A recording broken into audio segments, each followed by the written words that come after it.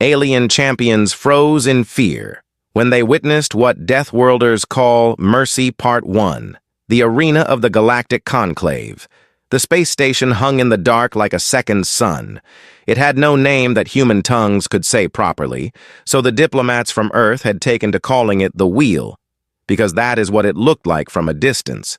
A giant spinning ring of metal and glass and alien light orbiting a dim red star at the very edge of explored space. It was old, far older than any human civilization. The walls of its inner corridors were carved with the names and symbols of civilizations that no longer existed, species that had risen and fallen and turned to dust, while humans were still learning how to plant seeds in the ground. The Galactic Conclave met here every 50 years. Representatives from over 200 spacefaring species came to this place to talk, to argue, to trade, and sometimes to settle things in the old way. In the arena at the center of the station, under the cold white lights, with no weapons except what the rules allowed and no mercy except what the winner chose to give. They called it the Proving. It was not a sport, though many species watched it like one. It was law. Old law. The kind of law that had been written before most of the species in the conclave had discovered fire. If two civilizations had a dispute over a planet, a trade route, a border, or a resource, they could bring it to the Proving instead of going to war. One champion from each side. One fight. Whatever the champion won in the arena, their people kept. Whatever they lost, they gave up. Forever, under conclave law. With every species in the galaxy as a witness. For most of galactic history, this had worked cleanly. The strong took what they wanted. The weak tried and failed and went home with less than they came with. It was brutal, but it was organized brutality, and the conclave preferred it to the alternative, which was fleets of warships burning entire planets to cinders over the same disputes. Humanity had been a part of the conclave for 11 years. 11 years was nothing. It was less than a blink. The Vithara, who were the most feared warrior species in the known galaxy, had been members for over 3,000 years. The Drovani hegemony had been members for nearly 2,000. Humanity was new. Humanity was young. Humanity had shown up at the edge of galactic civilization with faster-than-light ships that most alien engineers privately admitted were impressive, and a reputation for surviving on a planet that by every ecological and atmospheric standard should have killed them all several times over. The elder races called Earth a death world. They said it without cruelty. It was simply a fact. A planet with predators large enough to swallow a man whole, weather systems violent enough to level cities, tectonic activity that reshaped continents over centuries, bacteria and viruses that mutated faster than most species could track, and a gravitational pull heavier than what most humanoid bodies were built to handle. The creatures that crawled out of that place and eventually reached the stars were, by any reasonable biological measure, extraordinary. But extraordinary did not mean respected. Not yet. Not in the conclave. The session had been going for 3 days when the Drovani filed their claim. Kepler 7d was a colony world. It sat 2 weeks of travel from Earth at standard speed, a green and gold planet with wide rivers, mild seasons, and soil rich enough to grow almost anything. 80,000 humans had built lives there over the past 2 decades. They had planted crops, raised families, built schools and roads and small towns with ordinary names. They had done all of this believing that the planet was theirs under conclave registration law, filed and approved 11 years ago when humanity first joined.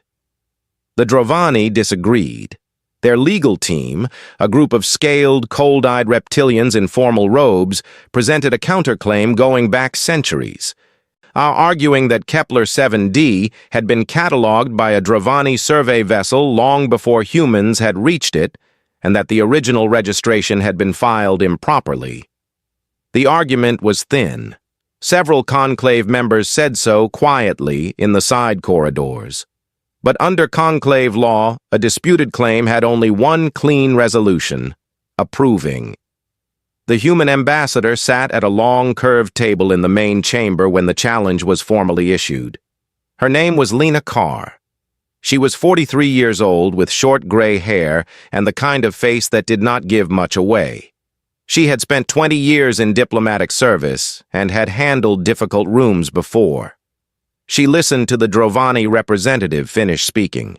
She listened to the translation come through her earpiece in flat, careful English. And she looked at the conclave moderator, a tall, pale being with 4 arms and no visible eyes, and said, quietly and clearly, that humanity accepted the challenge. The chamber went still, not silent. The environmental systems hummed, alien digestion noises continued, the faint buzz of translation fields never fully went away. But the active sounds stopped. Delegates who had been murmuring to their aides went quiet. The Drovani representative, who had clearly expected a protest or a counter-argument or a request for more time, blinked his wide amber eyes and said nothing. The Vithara observers, seated in a raised section to the left of the main floor, did not move at all. There were 3 of them, enormous insectoid beings, each standing close to 8 feet tall. They with armored exoskeletons the color of dark bronze and 6 limbs that ended in curved, bladed joints. They had been present at the session for formality's sake. Their people had no stake in the Kepler dispute. They were there because the Vithara were always present at conclave sessions where a proving might be called. They had a cultural interest in such things. They watched Lena Carr with their cluster lens eyes and did not react. But the cultural analyst seated in the press gallery above them, a small, many-eyed being named Sivral, who worked for a neutral documentation organization and had attended 40 years of conclave sessions, noted in his observation log that the oldest of the 3 Vithara turned its head very slightly toward the human ambassador when she accepted the challenge. Just slightly. Had less than 5 degrees of movement. For a Vithara, Sivral knew, that was the equivalent of sitting straight up in surprise. Back aboard the human diplomatic vessel, docked in the station's lower ring, the news hit the crew in different ways. The junior staff went quiet and pale. The senior officers gathered in the briefing room and spoke in low, controlled voices about options that all led to the same place. The ship's doctor, a steady woman named Carol Fitch, pulled up every available record on Vithara physiology and combat history and read for 2 hours without stopping. When she finished, she closed the files and sat for a long moment looking at the wall. The Drovani, as everyone expected, had already named their champion, a Vithara fighter, hired under the Conclave's mercenary provision, and which allowed any species to field a Vithara champion for a price. The Vithara champion's name was Keth Vorak. It had fought in 41 provings. It had never lost. The species it had fought for had won 41 planets, trade rights, and border agreements. The species it had fought against had walked out of the arena with less than they came with, when they walked out at all. Humanity had 6 days to find someone willing to stand across from that in the arena. Lena Carr sat alone in her office after the briefing ended, looking out the viewport at the red star beyond the station. It gave off a dim, rust-colored light that made everything look a little like late afternoon on a quiet day. She had a cold cup of coffee on the desk in front of her that she had not touched in an hour. She was not afraid. And that was not the right word for what she felt. She was thinking. She was already thinking about who she was going to ask, and why, and what she was going to say when she found him. She already knew his name. Alien champions froze in fear when they witnessed what Deathworlders call mercy. Part 2. The man they almost didn't choose. Dale Ruiz was in the kitchen when the ambassador came to find him. He was not doing anything important. He was standing at the counter in the ship's small galley, slicing a bread roll in half with the careful attention of a man who had decided that this was the task in front of him and therefore it deserved to be done properly. The kitchen smelled like black pepper and something warm that had been on the stove too long. And the overhead lights buzzed faintly the way they always did in the lower deck sections, where the electrical relay was slightly out of alignment. He was 37 years old, average height, with broad shoulders that his uniform fit a little tightly across and dark hair that he kept cut short because he found it easier. His hands were the hands of a man who had worked hard for a long time. Thick knuckles, a few old scars, nails kept clean and trimmed short. His face was calm. It was almost always calm. The junior crew members who did not know him well sometimes thought he was slow or a little distant because he did not talk much, and when he did talk, he said exactly what he meant and then stopped. The crew members who had served with him longer knew that the calmness was not emptiness. It was just how he was built. And his official title was Lieutenant Commander, assigned to the Resolute as the ship's head of security and emergency response. His record was long and clean and a little unusual. Before the diplomatic corps, he had done search and rescue in the mountains of New Mexico for 4 years, pulling lost hikers and injured climbers out of terrain that helicopters could not always reach. Before that, he had done 3 deployments in the European conflict, the messy, cold, low-gravity war that humanity had fought on one of Jupiter's moons for 7 years over resource rights, and which had left most of the people who served in it with at least one story they did not tell at dinner. He had 2 commendations for valor in that conflict, and had been written up twice for operating outside of his authorized orders on both occasions. Both times, the thing he had done outside his orders had saved lives. His commanding officer at the time had told him, with obvious frustration, that she could not decide whether to promote him or fire him, and had promoted him partly because the frustration made her feel like he must be doing something right. The thing that Lena Carr had read about him in the quiet of her office after the briefing ended was the prisoner incident. 18 months ago, during a tense patrol near a Drovani border zone, a skirmish had broken out when a Drovani scout vessel fired on the Resolute without warning. The fight had lasted 11 minutes. A section of the lower deck had caught fire from a plasma impact. 2 members of the crew had gotten out. One Drovani prisoner, taken in an earlier arrest for crossing into a registered human shipping lane, had been locked in a holding cell in that same section and could not get out on his own. Dale had gone back in. He had been outside the burning section when the fire started, off duty, wearing no protective equipment except what he could grab in 30 seconds. He had spent 47 minutes in smoke and heat that the medical report later described as survivable but not comfortable, cutting through a jammed cell door with a manual torch, while the ship's automated fire suppression tried to do its job around him. He had gotten the prisoner out. The prisoner had been shooting at him from his ship less than 2 hours before. When someone asked him about it later, he had said, "He couldn't get out on his own. What else would I do?" He said it like a question, but he did not mean it as one. He meant it as the only answer. And that was why Lena had chosen him. Not because he was the biggest or the best fighter on the ship. He was not. Not because he had the most combat experience. Carol Fitch had pointed out 2 other crew members with longer active service records. She had chosen him because of the way he thought about other living things when those other living things were helpless and afraid and had nothing left to offer him. She had a feeling that was going to matter. She could not have explained why exactly. It was the kind of judgment call that 20 years in diplomacy either taught you to trust or broke you. She found him in the galley. She told him what she needed. She was direct about it because he was the kind of person who appreciated directness, and she had no time to be anything else. She told him about the proving, about Keth Vorak, as about the 41 fights and the 41 wins, and what a Vithara champion was built to do to the things it fought.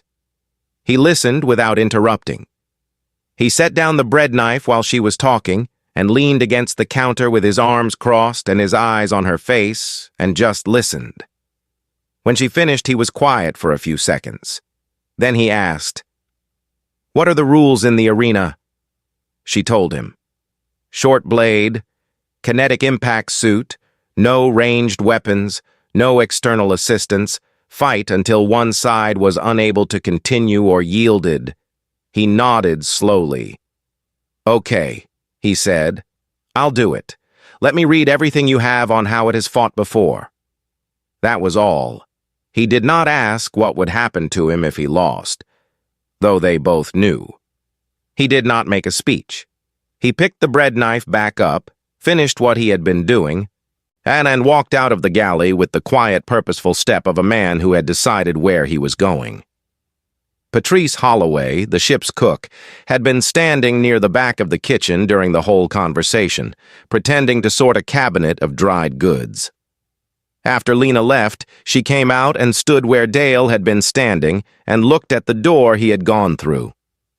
"Did he just agree to fight a Vethera?" she said, to no one in particular. Nobody answered her. She went back to sorting the cabinet. Dale spent the next 6 days preparing. He did not train the way soldiers in movies trained. He did not hit things dramatically or run exhausting sprints through the ship's corridors while other crew members watched and nodded. He trained like a man studying a problem. He watched every archived recording of Keth Vorak fighting, and he watched them at normal speed and then slowed down. He mapped movement patterns on paper, actual paper, the kind he carried in a small notebook, with a pen, in handwriting that was small and neat and very difficult to read. He asked the ship's doctor about Vethera joint structure and pressure points and which parts of the exoskeleton showed the most stress under impact. Carol answered all of his questions without telling him what she actually thought, which was that it was probably not going to be enough. He slept 7 hours a night. He ate well. He read his paperback novel in the evenings.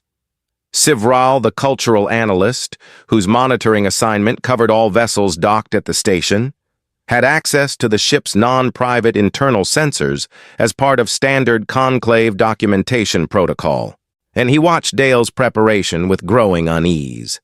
He had filed reports on human physiology before. He knew what a Deathworld species looked like biologically: the denser muscle fiber, the unusually efficient cardiovascular recovery rate, the pain tolerance that kept showing up in medical studies as an outlier compared to almost every other known humanoid species. He had noted all of this with academic interest and filed it appropriately. What he could not file appropriately was the absence of fear. Every species Sivral had ever documented in the days before approving showed measurable stress. Elevated hormones, disrupted sleep cycles, behavioral changes, withdrawal, aggression, unusual appetite patterns.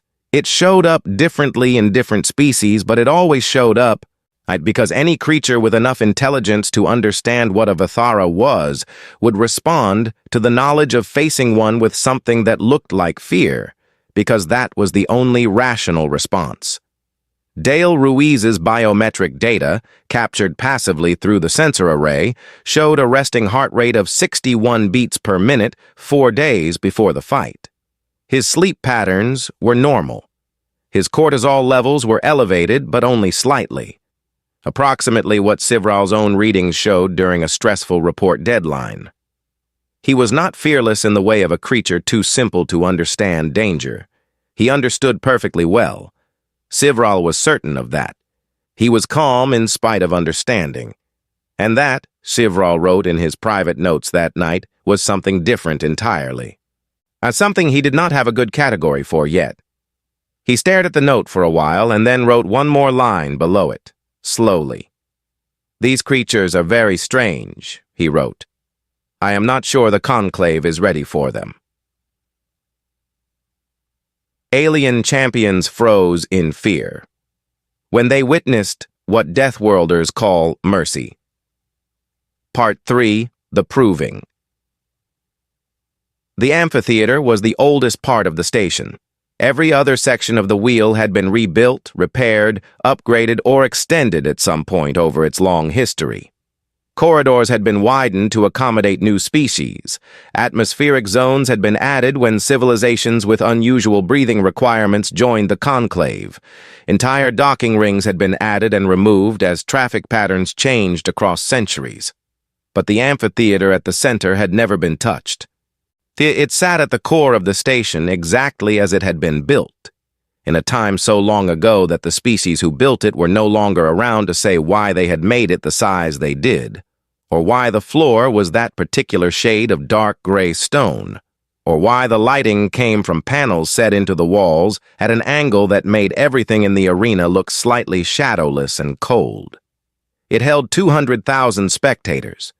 The seats rose in rings around the central floor, level after level going up until the highest rows were so far from the ground that the beings sitting there watched through magnification screens instead of with their own eyes. Every seat was full. It was always full on proving day. Beings who had no stake in the outcome came anyway, because this was the thing the conclave had always done, and watching it felt, to most species, like watching history happen in real time. The vendor rings sold food and drinks in small sealed containers designed to work with a dozen different kinds of mouth and digestive system. The air was carefully regulated to a neutral blend that kept everyone alive without fully satisfying anyone. The noise was enormous, not the noise of a crowd cheering, but the noise of 200,000 living things breathing and shifting and producing the sounds their bodies made when they were packed together in an enclosed space. It was a low, constant, living sound that you felt in your chest more than you heard with your ears. The Dravani delegation sat in a private box elevated above the main floor.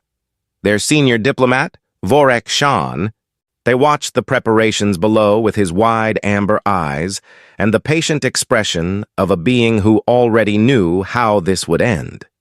He had paid well for Keth Vorak. He was not worried. The Vithara observers sat in their own section, as they always did. They were very still. Lena Carr sat with the human diplomatic staff in the visitor section assigned to their vessel. She had her hands folded in her lap. Her face was the face she wore in sessions, composed, watching, giving nothing away. Beside her, Carol Fitch sat with her fingers pressed together and her eyes fixed on the arena floor below, with the expression of a doctor who had already run every calculation and did not like any of the results. Keth Vorak entered the arena first. It came through the far gate at the south end of the floor, and the noise that rose from the crowd was not really a cheer. It was something older and more complicated than that. A sound made by 200,000 beings who recognized something they had been taught since childhood to recognize as the most dangerous thing in the known galaxy and were responding to it on a level that had nothing to do with thought. Keth Vorak was enormous. It moved with the slow, deliberate ease of a creature that had never needed to rush, because nothing had ever been fast enough to make rushing necessary. Its exoskeleton was the dark bronze of old metal, covered from head to tail in the ritual scarring its people made to mark every fight, every win, every life taken in the arena. 41 fights, 41 sets of marks. In the cold, white light of the amphitheater, they looked almost decorative. And the way deep claw marks on an old tree look almost decorative when enough time has passed. It walked to the center of the floor and stopped. It did not look at the crowd. It did not need to. Dale came out of the north gate. He walked at a normal pace. He was wearing the standard human combat fatigues under the kinetic impact suit, a close-fitting layer of shock-absorbing material that covered his torso and shoulders and wrapped around his forearms. It was good equipment. It would help absorb impact. It would not stop a Vithara blade joint moving at full speed. The short blade at his hip was standard conclave-approved design, double-edged, about the length of his forearm. He looked, to nearly every species in that amphitheater, very small. The noise from the crowd did not rise when he appeared. It did something stranger. It dropped. And not to silence, but to something close to it. A hushing that moved through the tiers like a wave as species after species registered what they were seeing and arrived at the same confused, uncomfortable question. Several delegate communicators lit up with urgent queries from staff to superiors, asking if there had been some mistake. There was no mistake. Dale walked to the center of the floor and stopped about 12 feet from Keth Vorak. He looked up at it. He did not change his expression. Keth Vorak looked down at him. In 41 provings, it had faced many things. It had faced species with armored hides, and species with natural toxins in their skin, and species that were twice its size and had 4 times the number of limbs. It had never faced anything that looked at it the way this small, soft thing was looking at it now, with a calm, direct, completely neutral attention. Like a man reading a page he had read before and was checking for something specific.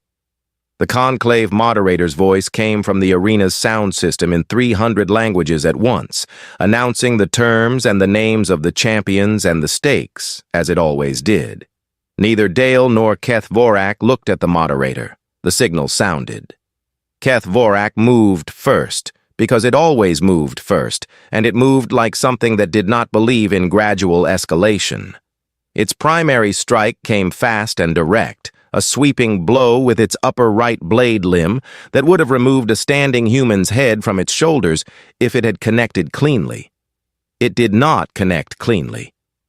Dale dropped under it, not gracefully. He threw himself sideways and down and took the edge of the strike across the kinetic suit at the left shoulder, and the impact suit did its job well enough that he hit the floor rolling instead of flying. He came up 6 feet to the left of where he had been standing, in a low crouch, already moving to Keth Vorak's side. He got 1 strike in before Keth Vorak's second arm came around. The blade hit the joint of the exoskeleton at the point he had mapped in his notebook, the place the doctor had confirmed was structurally thinner. It did not penetrate, but it landed exactly where he had aimed it. The second blow hit him in the ribs. The kinetic suit absorbed most of it. Most of it was still enough force to lift him off the ground and throw him 9 feet across the arena floor. He skidded. I caught himself on one hand and stopped. He stayed there for 1 breath, 2 breaths, 3. His ribs told him something had broken. He filed that information and stood up. The fight lasted 18 minutes. There was no good way to make that sound like anything other than what it was. He was thrown across the floor 3 times. He was struck hard enough in the 2nd minute to crack 2 ribs, and hard enough in the 7th minute to briefly lose the hearing in his left ear from the concussive impact near his head. He bled from a cut above his eye where the edge of an armored limb had caught him on the way past, and from a gash on his left forearm where he had gotten his blade in close and paid for the proximity. He did not stop. Not once. Not for a second. Every time Keth Vorak put him on the ground, he got up. Not fast. And not dramatically.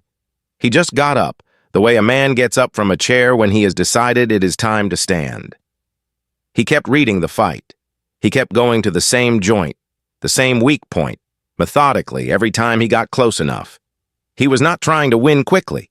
He was not trying to make a statement. He was trying to solve the problem in front of him, and the problem required patience and repetition and a tolerance for being hurt that made several beings in the upper tiers look away. In the 11th minute, the exoskeleton at that joint began to show a fracture line. In the 15th minute, Keth Vorak's movement on its left side became slightly slower. In the 18th minute, Dale got inside the reach of its upper arms, drove his elbow into the fracture point with every pound of force his body could produce, and the joint gave way. The sound it made was sharp and loud and carried clearly through the arena. Keth Vorak's left primary limb folded at the wrong angle. It stumbled. A thing that had not stumbled in 41 fights, stumbled sideways, 1 step, and then went down on its knees, and then slowly onto the arena floor. The arena did not erupt. It went silent, not the impressed silence of a crowd that had just seen something great. A different kind of silence, the silence of 200,000 living things suddenly holding very still, because the thing they all believed was impossible had just happened, and their minds were still catching up to their eyes. Dale stood over Keth Vorak. He was breathing hard. Blood was running down the left side of his face from the cut above his eye. His right hand still held the short blade. Keth Vorak lay on the arena floor, its damaged limb at a wrong angle, its remaining 5 limbs not moving. It was not dead. It was not unconscious. Its cluster lens eyes were open and looking up at him. And in those eyes there was something that no one in the arena would have expected to see in a Vithara champion's eyes in this moment. It was waiting. Under the law of the proving, the fight was over. Under the tradition of every proving in 3 centuries, the next thing that happened was the killing strike. The Vithara code made it an honor. The crowd knew it. The diplomats knew it. Every being in that amphitheater knew what came next, because it had always come next, because it had never been anything other than what came next. Dale looked at Keth Vorak for a long moment. He put the blade back in its sheath. He reached down, toward the fallen champion, and opened his hand. The silence in the amphitheater became so complete that the hum of the environmental systems was suddenly audible across 200,000 rows of seats. No one moved. No one spoke. In the press gallery, Sivral had stopped typing entirely and was staring at the arena floor with all of his eyes fully open, every one of them, which was something he only did when he had no idea what he was looking at. Dale's hand stayed open. He was offering it. No conclave record in 3,000 years of provings had ever contained this moment. No one in the arena had any idea what happened next. Alien champions froze in fear when they witnessed what Deathworlders call mercy. Part 4, What Silence Sounds Like. Across 200,000 witnesses, Sivral had attended 40 years of conclave sessions. He had been born into the documentation profession the same way his people were born into all professions. It was decided by family line, by tradition, by a quiet agreement between his parents and the guild before he was old enough to have an opinion about it. He had not minded. He liked watching things. He liked writing down what he saw in careful, precise language and filing it in places where it would be kept safely for a very long time. There was comfort in that, he felt. The universe changed constantly, and most things were forgotten, but a well-written record stayed. He had written records of 7 provings. He had documented the death of a species' last champion, the moment a world changed hands under galactic law, the expressions on the faces of delegations who had just lost everything. He had written all of it in the careful, neutral language his profession required, language that described what happened without saying how it felt, because how it felt was not the job. The job was what happened. He sat in the press gallery now with his recording equipment running and his hands on the keys of his documentation terminal, and he was not typing. He did not know what to type.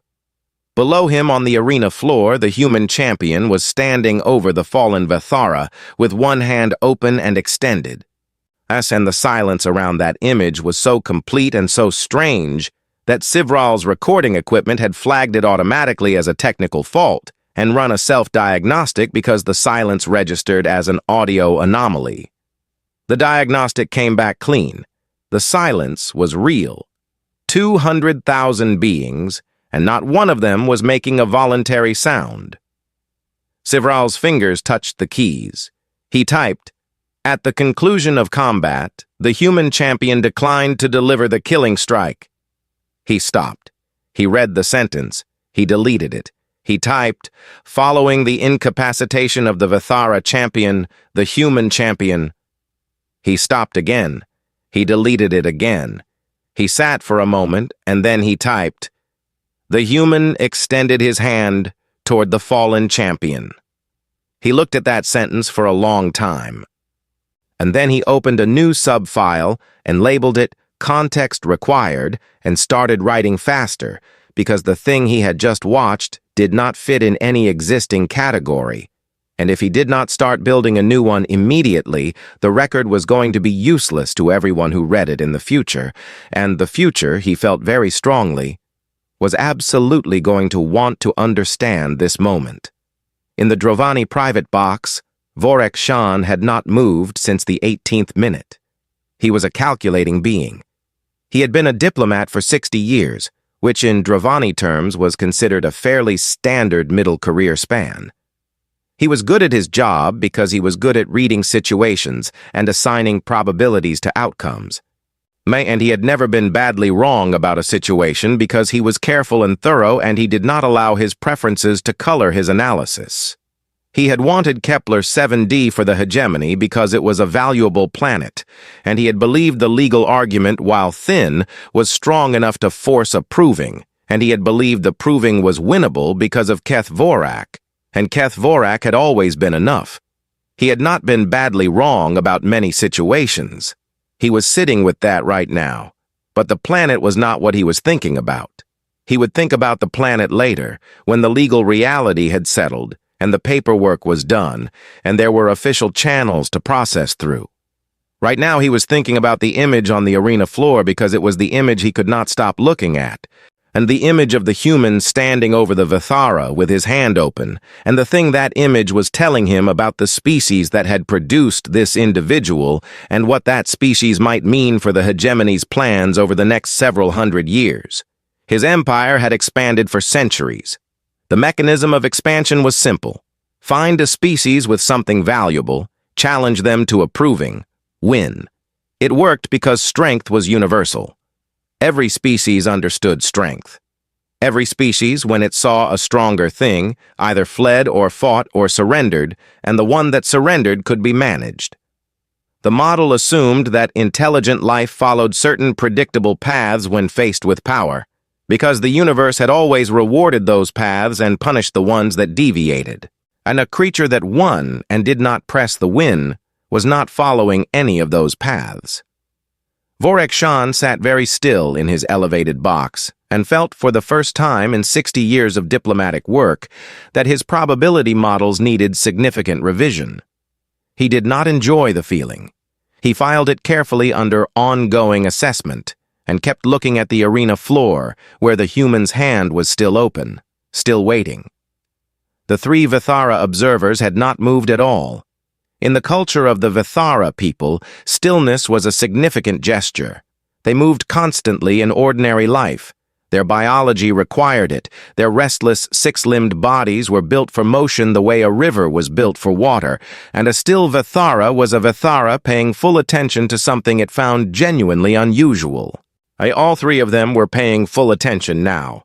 The eldest, whose name translated roughly as Broken Peak Standing, had fought in 3 provings herself in earlier years and had watched every other proving in her long life with the comfortable satisfaction of watching something she fully understood. She did not fully understand what she was watching now. She understood the fight.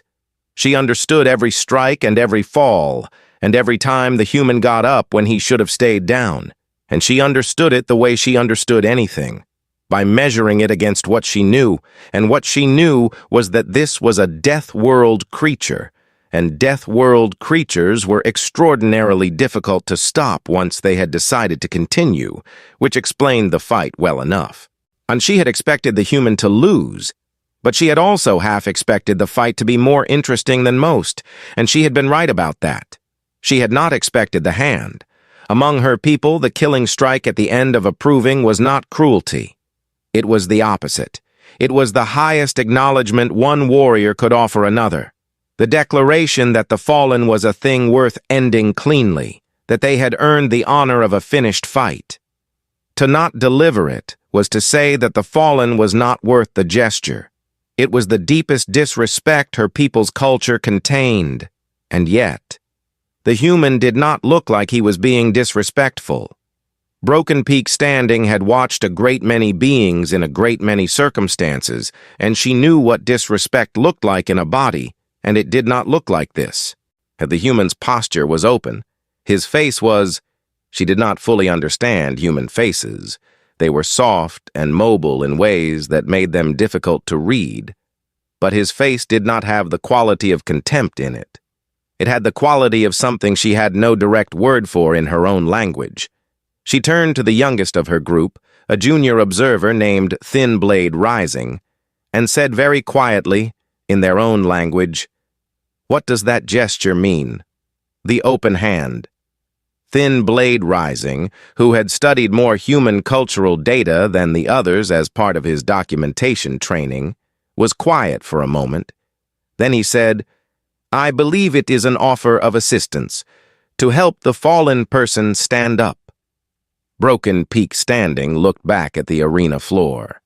"He is offering to help her stand up," she said. Not a question. A slow rereading of what she was seeing. "Yes," said Thin Blade Rising. Broken Peak Standing was quiet for a long time. "He won," she said. "Yes," said Thin Blade Rising. "He won," she said again, slowly, like a being working through an equation that keeps producing an answer that cannot be right. And then he offered to help her stand up. Nobody answered that. There was nothing to add to it.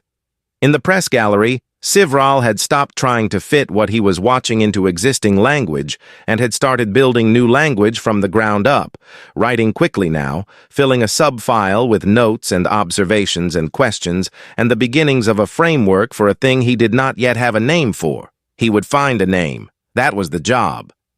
But finding the name was going to take time. Because the concept the name needed to describe was one that the Conclave's accumulated record of 3,000 years had apparently never needed to describe before. A being that was stronger choosing not to use that strength, not from weakness, not from strategy, not from law or obligation or the expectation of reward, simply because the other being was already down. Sivral looked at that thought for a moment. Then he looked back at the arena floor where the human was still standing, hands still open, patient and bleeding and completely still, waiting to see what the thing he had just defeated would do with the offer. He typed, slowly, "I do not believe the Conclave has encountered this before." He looked at the sentence. He left it.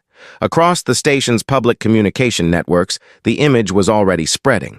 The fight had been broadcast, as all provings were, to every subscribed receiver in the Conclave. Thousands of worlds, millions of individual devices, every diplomatic station and research outpost and civilian settlement that paid the signal fee. The moment the hand went out, 100,000 communication threads lit up simultaneously, beings on distant worlds turning to each other or typing into devices or calling out to others in their households because they were watching something and they needed someone else to confirm that they were seeing what they thought they were seeing. The responses were not uniform. Some species found the gesture moving in a way they recognized from their own cultures, an echo of something their own histories contained, and felt something warm and complicated rise in them. Other species found it deeply wrong in ways they could not immediately explain, but felt in the same instinctive place where they felt other things that did not follow the rules of the world they understood. And some species, particularly the ones whose civilizations had been built longest on the logic of strength and the necessity of its full application, found it frightening. Not frightening the way a weapon was frightening, or a disease, or a natural disaster. Those things were frightening because they were strong and they destroyed. This was frightening because it was strong and it chose. A thing that chose was a thing that could choose differently next time. A thing that chose was a thing you could not fully predict, could not model, could not build reliable doctrine around. And the Vithara were terrifying, but they were understandable. The rules of how they worked had been known for 3,000 years. You could plan around something you understood. You could not plan around this. On the arena floor, far below the press gallery and the Drovani box and the Vithara observers section, Keth Vorak lay on the dark gray stone and looked up at the open hand above her and did not move for a very long time. Then she rose on her own. Slowly, with difficulty, using her remaining limbs to push herself upright. She did not take the hand. Her people did not take hands. But she rose, and she straightened, and she stood at something close to her full height, and she looked at the human across the short distance between them, and she looked at him for a long time. Nobody in the arena made a sound.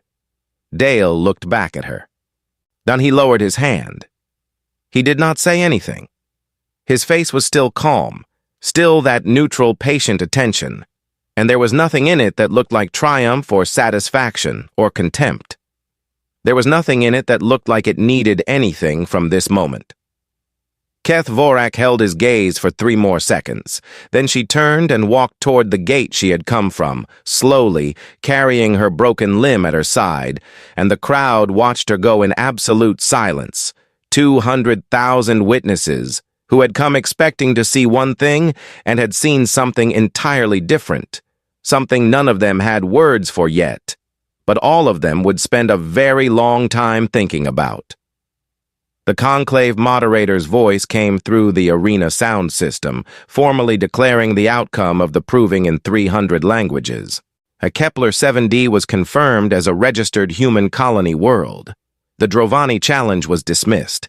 The words were routine and procedural, and everyone heard them, and almost no one was thinking about them. They were thinking about the hand. Alien champions froze in fear when they witnessed what Deathworlders call Mercy, Part 5. The Conversation. After 3 days after the proving, a formal request arrived at the Resolute's communication terminal. It came through 6 layers of conclave protocol, which meant it had been reviewed by the station's communication office, cleared by the neutral arbitration desk, checked against the diplomatic access registry, and stamped with 3 separate authorization codes before it reached the ship. The process normally took hours. This one had been processed in 40 minutes, which suggested that whoever filed it on the other side had applied some pressure or had a level of standing that made the processing staff move quickly. The request was from Keth Vorak. It asked, in formal conclave language, for a private meeting with the human champion. No terms, no agenda. Just the request, filed correctly, waiting for a yes or a no. Lena Carr read it twice. Then she walked down to the lower deck, found Dale in the corridor outside his quarters, and showed him the message on her hand held. He read it once. "Sure," he said. "I can come with you," she said. "I think it should just be me," he said. "If that's okay." She thought about it for a moment. Then she nodded. She had chosen him for a reason, and she still believed in that reason. Whatever this was going to be, she believed he was the right person to handle it alone. The meeting room was a small neutral chamber 2 levels below the main session floors, the kind of room the conclave maintained for exactly this purpose. Plain walls, a table in the center, 2 different types of seating to accommodate different body types, ambient translation field active. No windows, soft lighting that did not favor any particular species' visual range. The room smelled like nothing, which was how the environmental system had been designed. Nothing that belonged to anyone. A room that said, "Whoever you are, you can be here." Keth Vorak was already there when Dale arrived. It was sitting, or the closest thing its body did to sitting, which involved folding 4 of its 6 limbs beneath it and resting its weight back. On the far side of the table, Idiot's broken limb had been treated. The joint was wrapped in a hard medical casting of the kind the Vithara Medical Corps used, a pale material that looked almost like bone. It held the arm slightly away from its body at an angle that suggested the joint was fixed but still sore. Dale sat down across from it. The translation field hummed at a level just below hearing. Keth Vorak looked at him for a moment. Its cluster lens eyes were strange to look at directly. Many small lenses arranged in a pattern that caught light differently from different angles, so that the overall impression changed depending on how you were positioned relative to it. Dale looked at them steadily and waited. "Why did you not kill me?" Keth Vorak said. It was not phrased as a question exactly. In the translation, it came out flat. A statement that was also an inquiry, the way some things are when they have been sitting in a mind for 3 days and have been turned over so many times they have worn smooth. Dale thought about it for a moment. He gave honest answers when he had them and took his time when he needed to. "Because you didn't need to die for me to win," he said. "The fight was over. You were down. What I needed was already done." Keth Vorak was quiet. "And," Dale said, "you fought clean. You didn't do anything in that arena that wasn't fair under the rules. That mattered to me." Keth Vorak shifted slightly. "Among my people," it said carefully, "to not deliver the killing strike is to say the fallen one is not worth killing. It is the greatest dishonor one warrior can give another." "I know," Dale said. "I read about that. I wasn't trying to dishonor you. I was trying to help you up." "Those are opposite things," Keth Vorak said. "In your culture," Dale said. "In mine, helping someone who is hurt is just what you do. It doesn't have anything to do with what they're worth. It has to do with what you do when someone is hurt." Keth Vorak was still. The translation field hummed. "Is this what your people always do?" it said. Dale leaned back slightly. He looked at the table for a moment and then back up. "No," he said, and he said it plainly, without apology or performance. "We have done a lot of terrible things to each other and to other species. We are not saints. We fight. We hurt each other. We have wars, and we have been on the wrong side of some of them." He paused. "But a lot of us try. We try to remember that just because you can do something to someone doesn't mean you should. That winning doesn't mean you were right. That a living enemy is just a person you disagreed with badly enough to fight." He stopped again. "We don't always remember that, but some of us try." The room was quiet for a while. "You were not afraid," Keth Vorak said. It was not exactly an accusation and not exactly a compliment. It was an observation that had been bothering it.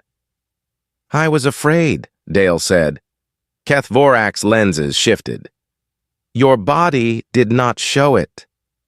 "I was afraid, and I went anyway," Dale said. "That's what courage is, where I come from. It's not the absence of fear. It's just deciding that the thing you have to do is more important than the fear." He thought about it for a second. "So 80,000 people on a planet I've never been to. That's more important than me being afraid." Keth Vorak was quiet for a long time, long enough that the ambient hum of the translation field became noticeable again. "In 41 provings," it said finally, "I have never had this conversation." "I would imagine not," Dale said. "The beings I fought who lost, they were afraid, or they were angry, or they believed something that made them willing to die. The ones who were willing to die were the most dangerous. But they all wanted something from the fight for themselves, glory or honor, or the proving of something about their own nature." It paused. "You did not seem to want anything for yourself." "I wanted those 80,000 people to keep their home," Dale said. "That's all." Keth Vorak looked at him with all those lenses, and Dale looked back with his two ordinary eyes, and the translation field hummed, and neither of them said anything for a while. When Keth Vorak rose to leave, it straightened to its full height and held still for a moment, and then it did something that Dale did not have a reference for. It placed one of its forelimbs briefly against the center of its own chest, curved slightly inward, and dipped its head just a few degrees downward. A small gesture, very deliberate. Thinblade Rising, reviewing the room's documentation footage later that evening as part of his recording duties, had to look it up. It took him a while because the gesture was old, older than most of the Vethera's formal honor vocabulary, and one of the pre-civilization signals that his people had carried forward from a time before they had words for what they meant. The closest translation the reference material offered was, "I see you as a thing that matters."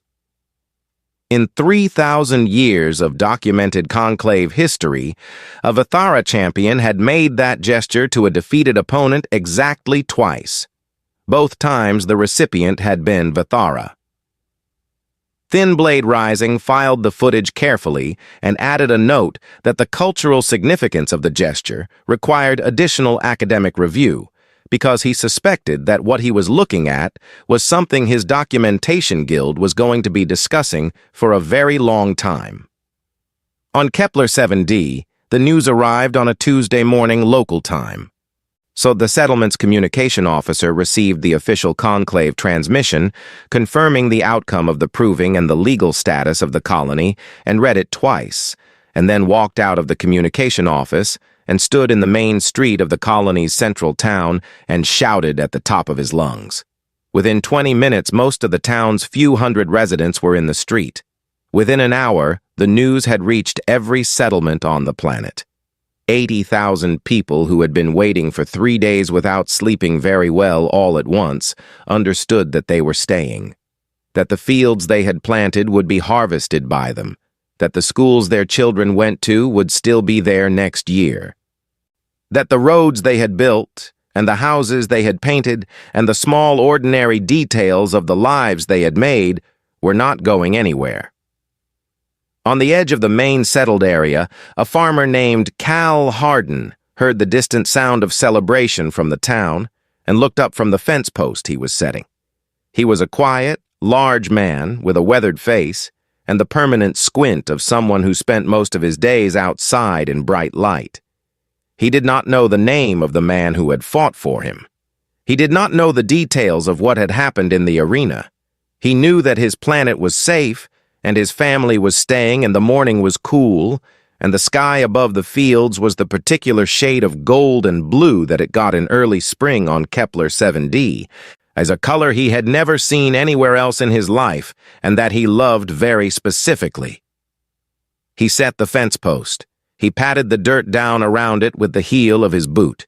He picked up the next one and kept going. In the conclave's network, the ripples from the proving continued to spread. 17 different civilizations submitted formal requests to the conclave's Cultural Documentation Office for updated briefing materials on human psychology and social behavior, citing the events of the proving as a reason to reassess their existing models. The Dravani hegemony, without public comment or official explanation, quietly withdrew 2 pending proving challenges against smaller species that had been filed in the previous cycle. A xenobiology research group on a planet called Vreshalon, 40 light-years from the nearest human settlement, published a preliminary paper arguing that Earth's status as a death world needed to be reconsidered as a category, because the behaviors it produced in its dominant species did not match the standard death world psychological profile in ways that were becoming increasingly significant. Sivril finished his documentation report on the 41st day after the proving. It was the longest report he had ever written. He titled it simply, Anomaly, Reclassified Deathworlders. In the conclusion, he wrote that the conclave had operated for 3,000 years on a set of assumptions about how advanced species behaved when they held power over other beings, and that those assumptions had appeared until recently to be universal. And he wrote that a universal assumption that turned out to have an exception was no longer a universal assumption, and that the conclave would need to decide what to do with that. He sent the report to his guild and his filing organization and the conclave's central documentation archive. Then he sat for a while in his quiet office, looking out at the red star through the viewport and thinking about a soft, small, oddly calm creature standing in an arena with its hand open, bleeding, waiting. He had been doing this job for 40 years. He had always believed that the most important thing he could do was describe what he saw accurately, without personal feeling, so that the record was clean and honest and useful to whoever came after him. He still believed that. But he thought, sitting there in the quiet, and that some things were harder to describe accurately than others, not because the facts were complicated, but because the meaning of the facts was larger than the language available. He would keep trying. That was the job. Aboard the Resolute, Dale was in the galley again. His ribs were wrapped in medical tape under his shirt. The cut above his eye had closed and left a small, thin line that Carol Fitch said would fade in a few weeks. He moved carefully when he turned, because ribs took time, and he was patient with that the same way he was patient with most things. Patrice was standing at the stove making something with real onions that she had traded for at the station market, and the smell of it filled the small kitchen in a warm, particular way. She glanced at Dale when he came in, and then glanced at the bread on the counter. "Eat ribs?" she said. "I know," he said. "Doctor said rest." "I'm resting," he said, picking up a bread roll and beginning to slice it. "I'm doing it standing up." Patrice made a sound that was not quite a laugh and turned back to the stove. Dale sliced the bread. He was moving slowly and carefully, but he was moving, and his face had the same calm that it always had. The calm that was not emptiness, but was something harder to name, the quality of a man who had gone somewhere difficult and come back and found that the world on the return side was the same world it had always been. The same small kitchen, the same warm smell, the same ordinary details that made up the everyday weight of a life.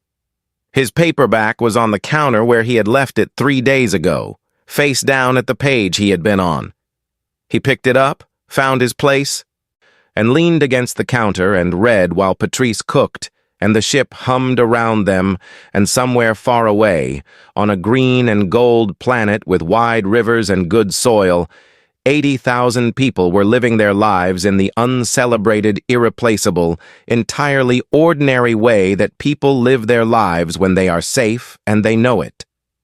The red star outside the viewport gave off its dim rust-colored light. It looked, as it always did, a little like late afternoon on a quiet day.